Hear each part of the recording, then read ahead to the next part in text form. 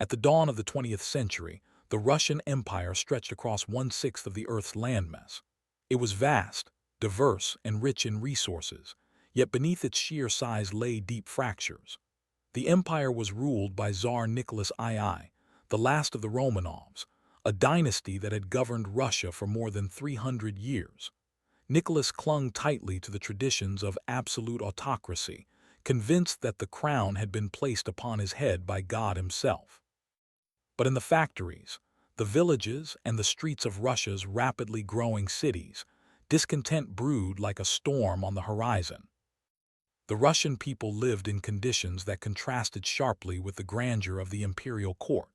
While the nobility and aristocracy lived in opulence, millions of peasants labored in poverty, tied to the land, many of them still haunted by the legacy of serfdom, which had only been abolished in 1861. Industrialization had come late to Russia, but when it did, it came swiftly, and with it arose an urban working class. These workers crowded into factories and lived in cramped, filthy housing. Long hours, meager wages, and dangerous working conditions created fertile ground for unrest. It was in this climate that the seeds of revolution were sown. Radical movements began to take root, inspired by socialist and Marxist ideologies. Groups such as the Social Revolutionaries, who sought to rally the peasants, and the Marxist factions, who debated whether revolution should come through the masses or through a disciplined party, were growing in strength. Among the Marxists, a split would soon emerge between the Bolsheviks, led by the uncompromising Vladimir Lenin, and the Mensheviks, who favored a broader, more inclusive movement. The year 1905 would prove to be a turning point, a dress rehearsal for the revolution that would come 12 years later. On a cold January morning in St. Petersburg, thousands of workers and their families marched peacefully toward the Winter Palace, carrying icons of the Tsar and petitions demanding better wages, shorter hours, and political representation. They believed naively that Nicholas II would hear their cries with compassion. Instead, they were met by lines of soldiers who opened fire. Hundreds were killed in what became known as Bloody Sunday. The massacre shattered the image of the Tsar as the little father who cared for his people. For many Russians, faith in the monarchy was forever broken. In the wake of Bloody Sunday, strikes, protests, and mutinies spread across the empire. Peasants attacked landowners, soldiers mutinied on ships, and workers began forming councils known as Soviets, a new kind of grassroots political body that gave voice to the masses. The empire teetered on the edge of collapse. Nicholas, desperate to preserve his throne, issued the October Manifesto, which promised civil liberties and the creation of an elected parliament, the Duma. For a brief moment, it seemed as if Russia might move toward constitutional monarchy. But Nicholas II had little intention of surrendering his autocratic power. Though the Duma was established, it was weak, and whenever it challenged the Tsar's authority, he dissolved it. The promises of reform rang hollow, and repression soon returned. Yet, even with repression, a new spirit had been unleashed. The revolution of 1905 had failed to overthrow the monarchy, but it awakened millions to the possibility of change. It revealed both the vulnerability of the regime and the strength of mass action. As the years passed, the cracks in the empire widened. Industrial strikes became more frequent, and the peasants remained restless.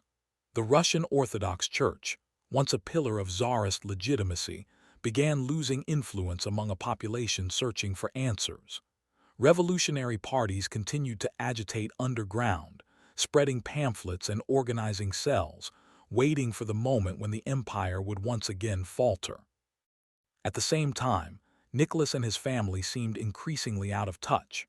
The Tsar was stubborn and indecisive, devoted to his family but blind to the suffering of his people. His wife, Alexandra, deeply religious and distrusted by many Russians because of her German heritage, placed her faith in the mystic Rasputin, whose influence over the royal family would become scandalous in the years to come. The court became a symbol not of strength, but of corruption, superstition, and weakness. Meanwhile, the empire was vast but fragile. National minorities, from Poles to Finns to Central Asians, resented Russian domination. The army, though massive, was poorly equipped and increasingly filled with disillusioned peasants who sympathized with the same grievances as the workers and farmers.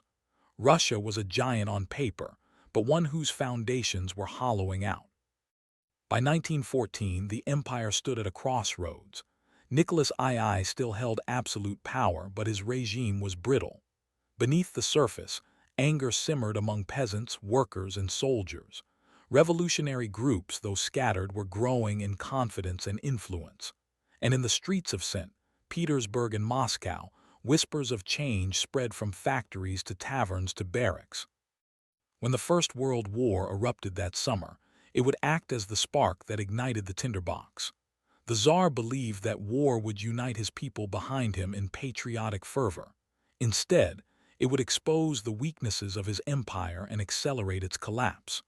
The revolution had not yet arrived, but the stage was set, and the cracks in the Tsarist order were ready to shatter under the weight of war. When the guns of August roared in 1914, Russia marched to war with a mixture of patriotic fervor and grim determination. The assassination of Archduke Franz Ferdinand had set Europe ablaze, and Russia, bound by its alliance with Serbia and its role as the self-proclaimed protector of Slavs, mobilized against Austria-Hungary and Germany.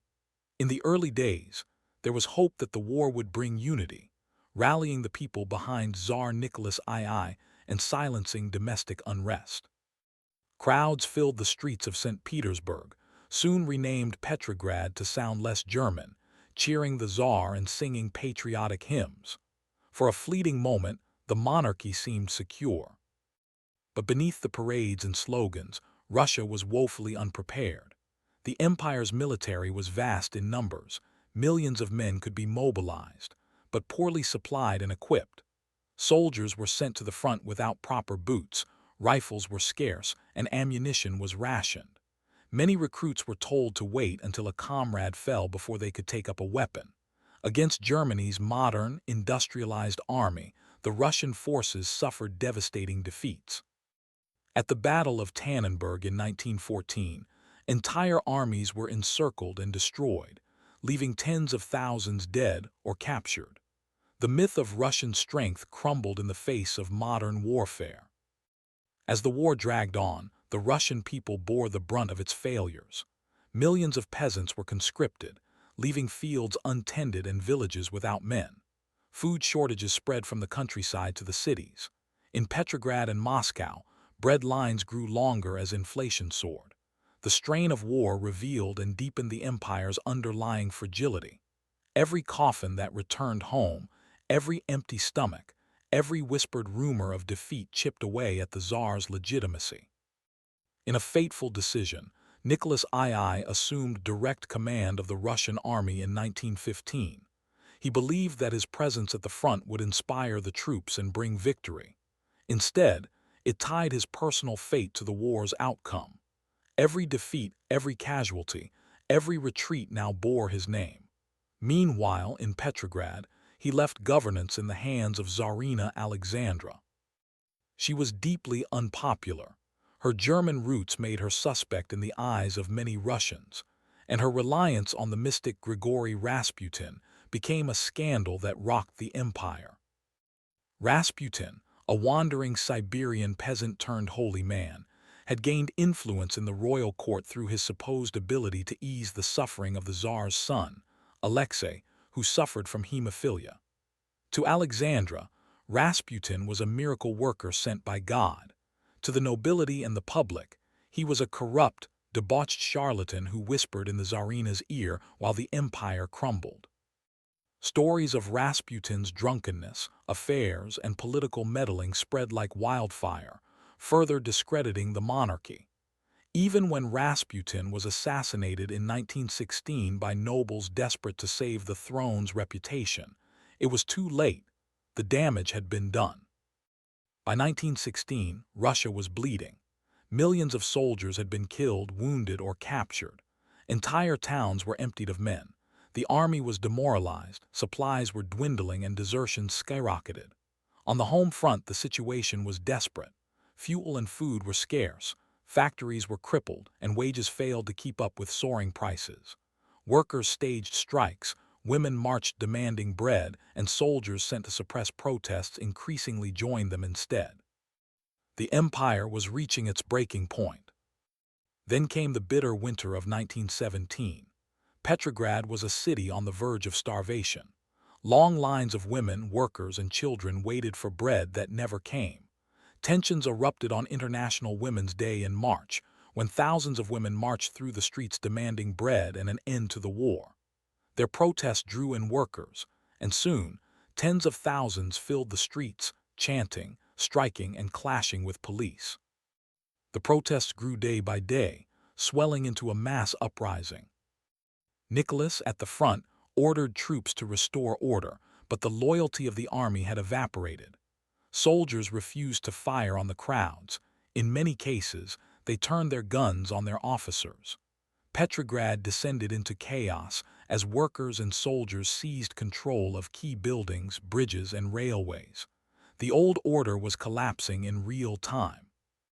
In this moment of crisis, two new centers of power emerged. On one hand was the provisional government, hastily formed by members of the Duma who sought to maintain stability and continue the war effort. On the other was the Petrograd Soviet, a council of workers and soldiers that claimed to represent the will of the people. Russia now entered a strange period of dual power, where two governments coexisted uneasily, one representing the old elite, the other the radical grassroots. For Nicholas II, the end came swiftly. Realizing that he had lost control of the army, the government, and the people, he abdicated the throne in March 1917. More than 3 centuries of Romanov rule came to a sudden, ignominious end.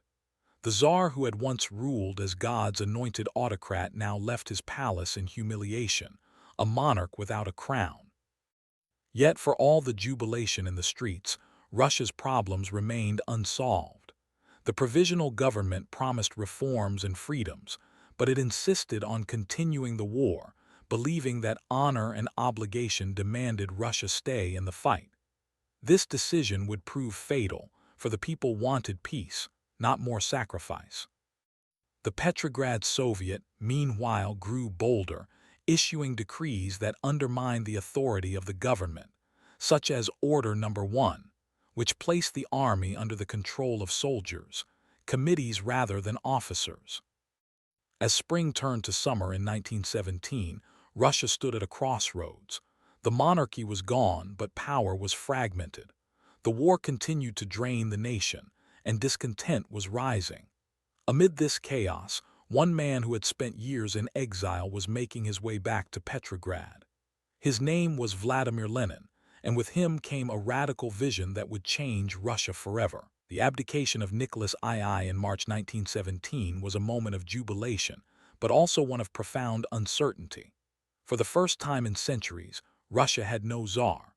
The provisional government, formed from liberal politicians of the Duma, stepped into the void, promising democracy, reforms, and freedoms. Newspapers proclaimed a new dawn, while crowds filled the streets, waving red banners and singing revolutionary songs. But beneath the celebration, the cracks were already visible. The provisional government inherited a nation broken by war, poverty, and discontent, and it had little means to fix it. The provisional government's greatest mistake was its decision to continue Russia's participation in World War I. For the politicians in Petrograd, maintaining alliances with Britain and France was a matter of honor and survival. But for the Russian people, who had endured 3 years of bloodshed, hunger, and loss, the war had become intolerable. Soldiers deserted en masse, streaming home to claim land. Workers in the cities demanded bread, while peasants in the countryside began seizing estates. The government, far from stabilizing the nation, was fueling the very chaos it sought to contain. In this climate of frustration, the Petrograd Soviet, a council of workers and soldiers, grew ever more powerful. Its decrees, especially Order No. 1, stripped officers of their authority and placed the military under the control of elected soldiers' committees. The provisional government found itself unable to command the loyalty of either the army or the masses. What emerged was not a unified authority, but a situation of dual power, a fragile balance between liberal politicians and radical revolutionaries that could not last. It was into this volatile landscape that Vladimir Lenin returned. For years, Lenin had been in exile, writing and organizing, convinced that the only path forward was a radical socialist revolution. When the February Revolution broke out, he saw his chance. With German assistance, hopping to destabilize Russia, Lenin was smuggled back into Petrograd in a sealed train in April 1917. His arrival electrified the revolution. Standing before crowds at the Finland station, Lenin declared that Russia's struggle was not over. The February Revolution had toppled the Tsar, but it had left power in the hands of the bourgeoisie. Only a second revolution, led by the workers and peasants, could truly deliver peace, land, and bread. Lenin's message was simple and devastatingly effective: peace, land, bread, and all power to the Soviets. These slogans captured the desperate hopes of millions. Soldiers longed for peace. Peasants demanded land. Workers demanded food and control over factories. In Lenin's vision, the Soviets, not the provisional government, should rule Russia. To many, this was radical. To the starving, war-weary masses, it was salvation. Through the spring and summer, the Bolsheviks, once a fringe faction of the socialist movement, grew in strength. They published newspapers, organized demonstrations, and infiltrated workers' committees and soldiers' councils. Their fiery speeches and uncompromising stance set them apart from other parties who still wavered between supporting the provisional government and pushing for reform. By July, their influence was undeniable. Yet their rise was not without setbacks. In July 1917, spontaneous demonstrations erupted in Petrograd, as workers and soldiers demanded the Soviets seize power. Known as the July Days, these protests threatened to spiral into chaos. The government cracked down, arresting Bolshevik leaders and forcing Lenin to flee into hiding in Finland. For a moment, it seemed the Bolshevik tide had ebbed. Posters denounced Lenin as a German spy, and the party appeared discredited. But the provisional government's own failings soon revived their fortunes. In August, the government faced its greatest crisis yet. General Lavr Kornilov, commander-in-chief of the army, attempted a coup to restore order and crush the Soviets. Marching on Petrograd with loyal troops, Kornilov seemed poised to sweep away both the provisional government and the revolution. In desperation, Prime Minister Alexander Kerensky turned to the Bolsheviks for help. Armed by the government itself, Bolshevik militias, known as the Red Guards, mobilized workers and defended the city. Kornilov's coup collapsed, his troops refusing to fight their fellow Russians. In the aftermath, the Bolsheviks emerged stronger than ever, hailed as defenders of the revolution. By autumn, Russia was a nation in freefall. The war continued to claim lives. The countryside seethed with peasant uprisings, factories were paralyzed by strikes, and the provisional government seemed powerless. In the Soviets, Bolshevik influence surged. By September, they had gained majority support in the Petrograd and Moscow Soviets. Lenin, still in hiding, sensed the moment had come. He urged his comrades to seize power before the revolution slipped away. "History will not forgive us if we do not take power now," he wrote. In October 1917, the stage was set for the Bolsheviks' bold move. On the night of October 24th, the Red Guards moved into action. They seized key bridges, railway stations, telegraph offices, and government buildings across Petrograd.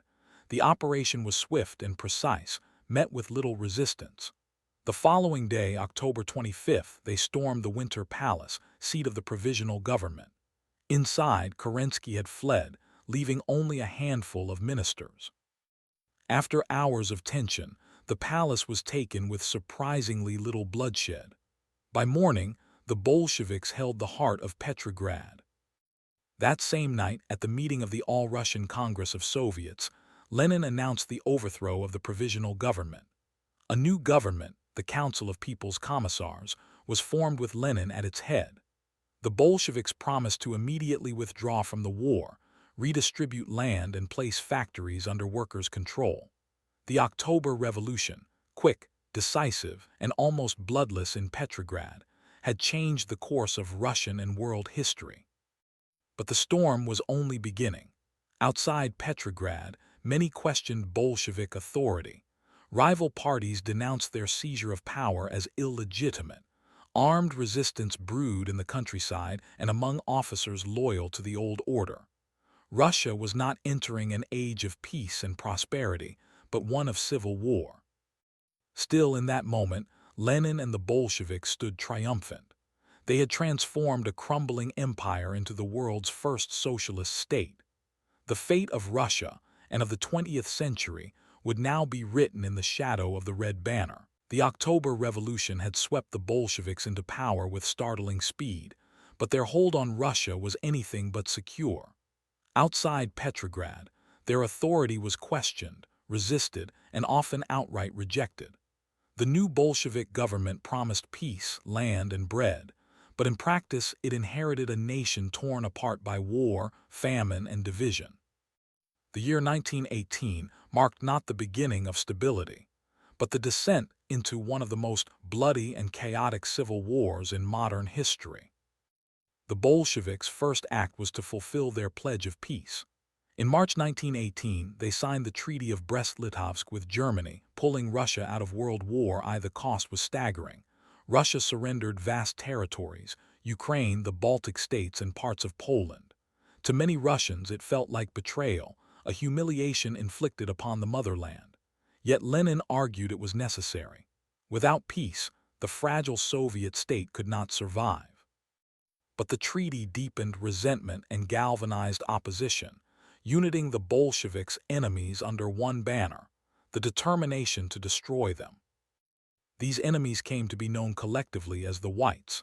Unlike the Bolsheviks, who were united under Lenin and the Communist Party, the Whites were a patchwork of forces, monarchists seeking the return of the Tsar, liberals who favored a democratic republic, nationalists fighting for independence, and foreign powers determined to crush Bolshevism before it spread. Britain, France, Japan, and even the United States sent troops and supplies, hoping to strangle the revolution in its cradle. Against them stood the Reds, the Bolsheviks and their supporters, rallying behind the promise of a new socialist order. The Russian Civil War was not a neat conflict of armies facing one another across battlefields. It was a sprawling, chaotic struggle fought across thousands of miles, from the frozen forests of Siberia to the plains of Ukraine. Villages changed hands countless times. Armies rose and fell in the span of weeks. The front lines were fluid, and civilians were trapped in the middle.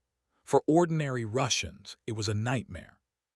Crops were seized, homes were burned, and atrocities committed by both sides blurred any line between soldier and civilian. At the heart of the Red victory stood Leon Trotsky, the fiery orator and organizer who became Commissar of War. A man of iron will and brilliance, Trotsky transformed the disorganized Red forces into the Red Army. Traveling in an armored train, he crisscrossed the vast land, delivering speeches, rallying troops, and enforcing discipline with ruthless determination. Under his leadership, the Red Army grew into a formidable fighting force of millions, bound together not only by ideology but also by fear. Desertion was punished harshly. In the crucible of civil war, the Bolsheviks created a war machine capable of defeating enemies on all fronts. But military strength alone could not secure their power. To maintain control over the population, the Bolsheviks unleashed the Red Terror. The secret police, the Cheka, became the regime's blunt instrument, tasked with rooting out counter-revolutionaries, real or imagined. Factories, villages, and towns lived under the shadow of sudden arrests, executions, and mass shootings. Thousands were killed as the Bolsheviks sought to silence dissent and eliminate any opposition.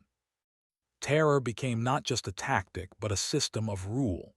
To the Bolsheviks, it was justified. The revolution was surrounded by enemies, and survival demanded ruthless measures. To their victims, it was tyranny under a new name. The Civil War was not only a battle of guns, but also of survival. With the economy in ruins and transportation networks shattered, famine gripped the land. Grain requisitioning, seizure of food by armed squads, became standard practice, fueling bitterness among peasants. In the cities, hunger reached desperate levels. Petrograd and Moscow shrank as workers fled to the countryside in search of food. Diseases spread through weakened populations.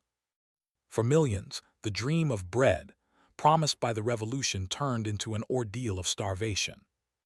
Despite the hardships, the Bolsheviks managed to exploit their greatest advantage: unity of purpose. The whites, for all their numbers and foreign support, were divided by ideology and geography. Monarchists clashed with liberals, nationalists broke away to pursue their own agendas, and foreign intervention often provoked resentment among ordinary Russians who saw the whites as puppets of outsiders. The Reds, by contrast, offered a simple, unifying cause: defense of the revolution. In propaganda posters, soldiers were urged to fight not just for Bolshevik leaders, but for workers, peasants, and the future itself. By 1920, the tide had decisively turned in favor of the Bolsheviks. White armies, once threatening Petrograd and Moscow, were pushed back relentlessly. The Red Army crushed opposition in Siberia, Ukraine, and the South. Foreign troops withdrew, their governments weary of pouring resources into a war that seemed unwinnable. The Bolsheviks emerged victorious, but at a staggering cost: millions dead, the economy in ruins, and the land scarred by violence. Even as the Civil War wound down, new challenges arose. In 1921, a rebellion erupted among sailors at Kronstadt, once considered loyal defenders of the revolution. Their demands: free speech, end to grain requisitioning, and genuine Soviet democracy, were met with brutal force. The Red Army stormed the naval base, crushing the revolt and executing its leaders. To Lenin, the Kronstadt rebellion was proof that any opposition, even from former allies, threatened the survival of the Soviet regime. It was a bitter reminder that the revolution was far from secure. In the end, the Bolsheviks had triumphed, but the victory was Pyrrhic. The Russia they inherited was devastated, its people exhausted, and its economy collapsed. Yet for Lenin and his comrades, survival itself was proof of destiny. Against all odds, the Bolsheviks had defeated their enemies and secured their hold on power. Out of the fires of civil war and terror, the foundations of the Soviet Union were forged. But peace was still elusive. The wounds of civil war would not heal quickly. The dream of a worker's paradise had been stained with blood, and the question remained: could the Bolsheviks now turn victory into stability, or would the revolution devour itself? The Russian Civil War had ended, but the victory of the Bolsheviks was far from a moment of peace. The new state that emerged was battered, scarred, and standing on fragile ground. Out of the chaos of revolution and war, a new political order began to take shape, one that would not only redefine Russia but reshape the entire 20th century. By 1921, Lenin and his comrades faced an urgent question: how could they consolidate their revolution, rebuild the country, and secure its survival? The Red Army had triumphed, the whites were defeated, yet the land was in ruins. Russia's cities lay half empty, its industry had collapsed to a fraction of pre-war levels, and famine stalked the countryside. Millions had died in the years of revolution, war, and hunger. Victory had come at a price, so devastating that many wondered if it was worth the cost. The first challenge was economic. The harsh system of war communism, marked by forced grain requisitioning and state control of industry, had succeeded in feeding the Red Army but had alienated the peasants and crippled production. Peasant uprisings and worker strikes spread across the country, culminating in the shocking Kronstadt Rebellion of 1921. These former heroes of the revolution now demanded democracy, freedom of speech, and an end to Bolshevik repression. Lenin understood the danger. The revolution itself was at risk of collapse from within. In response, he launched the new economic policy NEP. It was a stunning reversal, a retreat from pure socialist ideals in favor of limited capitalism. Small businesses were allowed to reopen, peasants could sell surplus grain in markets, and trade slowly revived. To many Bolsheviks, it felt like betrayal, but Lenin insisted it was a necessary breathing space, a temporary compromise to save the revolution. The NEP stabilized the economy, improved food supply, and began to restore a measure of normalcy. Yet while the economy loosened, political control tightened. The Bolshevik Party outlawed all opposition parties, banned factionalism within its own ranks, and consolidated its rule as the sole authority. The Cheka, rebranded as the GPU, continued to monitor, arrest, and eliminate dissent. Soviets, the councils of workers and peasants that had once symbolized grassroots democracy, were now firmly under Bolshevik control.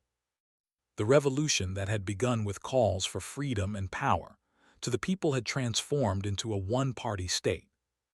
As the Bolsheviks secured power within Russia, they turned to the question of empire. The old Russian Empire had shattered during the revolution, with Ukraine, Georgia, Armenia, and Central Asian states declaring independence.